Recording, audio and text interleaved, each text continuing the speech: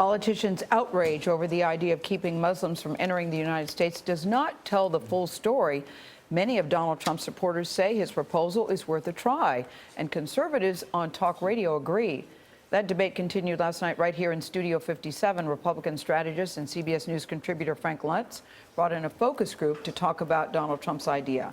Frank, good morning. It certainly dominated the headlines these last 3 or 4 days. What'd you learn? And it's not surprising. Now, the group that we assembled consisted of 23 people, half men, half women. Some are Democrats, some are Republicans. None of them are Muslims, but some had family members who are. Here are excerpts of that conversation. How many of you agree with Donald Trump that you would not allow another Muslim into this country until they have a way of tracking who these people are? Who agrees with him? And who disagrees with him? So to me, it sounds like discrimination. It used to be when people would immigrate to America, they wanted the American dream, they wanted to come here, they wanted to speak English, and they wanted to assimilate.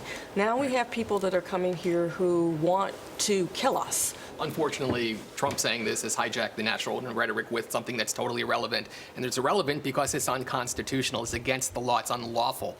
You cannot discriminate against somebody's religion. We can't trust them. Bottom line is 2015. We can't trust who?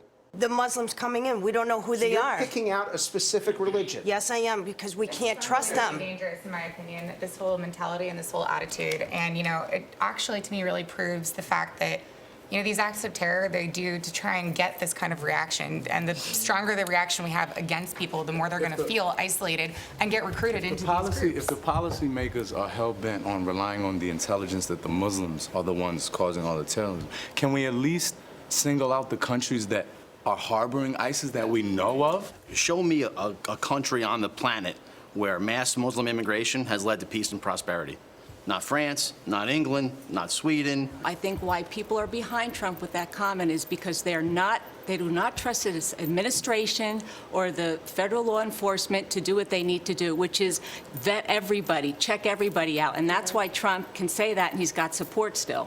I also was listening to the audience applauding Trump when he talked about this yesterday. And how did that make you feel? And, well, I started to think, and I hope this isn't inappropriate, but I started to think that maybe Art of the Deal will be the Mein Kampf of the century, and especially if he continues. He has an opinion. What is wrong with someone expressing their opinion? Even though you might not agree with it, he has an opinion. He might not be right, he might be wrong. But he's giving people a choice these days. It's racial profiling. People in Washington have been afraid to say. This man is insane. The Pilgrims came here for freedom of religion. Our country was founded on people. That's why they came here. It's a hard one to. I like Trump, but that's a hard one to swallow. Well, he didn't say ban all Muslims from practicing the faith. He said ban new ones from coming in. That's a big distinction. The reason why he's resonating is because he acknowledges there's a problem. He's the only one acknowledging there is a serious problem that needs to be analyzed. It has to be fixed. How it's going to be fixed if you don't direct the problem and address it? We can't forget what happened up in Boston as well. You know, and now it's San Bernardino, you know, so he's bringing to light stuff that's trying to be like pushed under the rug. Yeah. All of a sudden, there was an outcry from all Muslim countries, individuals that were decrying what he said. And it was a very, very long list that I was starting to read.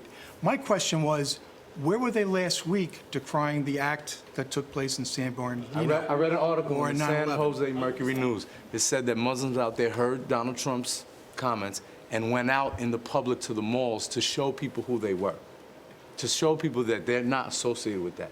So if his comments make people realize, hey, that's not me, that's a good thing. That's a good thing. We're actually talking about this issue. He is toxic. His comments offended me, but I agreed and it resonated with me, the sentiment that we have to talk about this. Right.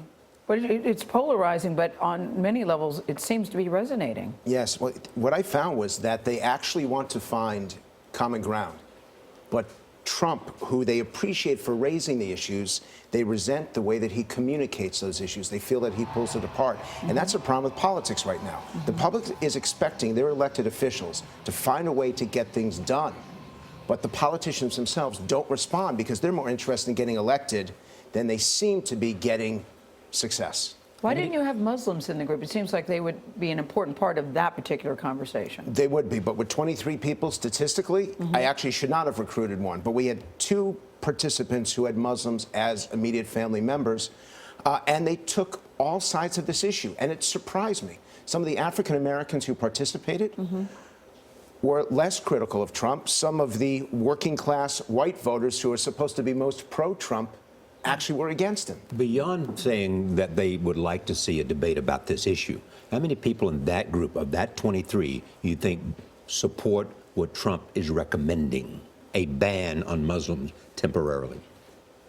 I'd say about 40%. 40%? Yes, and you see it in the population overall. What we try to do in these focus groups is bring out what people are actually thinking, not what they might say to you on national television. They forget that the cameras are there. And I have people who come up to me and thank me at the end because they lost their fear of speaking out. Charlie, the critical point here is that this election cycle can bring out an awful lot of issues that we are divided on. And I do believe that the American people have the capability in discussion to resolve them. The problem is that the politicians stoke the anger and stoke the fear rather than trying to bring people together. The politicians or one So I was politician? going to say some of the politicians. Let's face it, Donald Trump does it more than anybody else. All right, Frank Luntz, thank you so much. Thank you.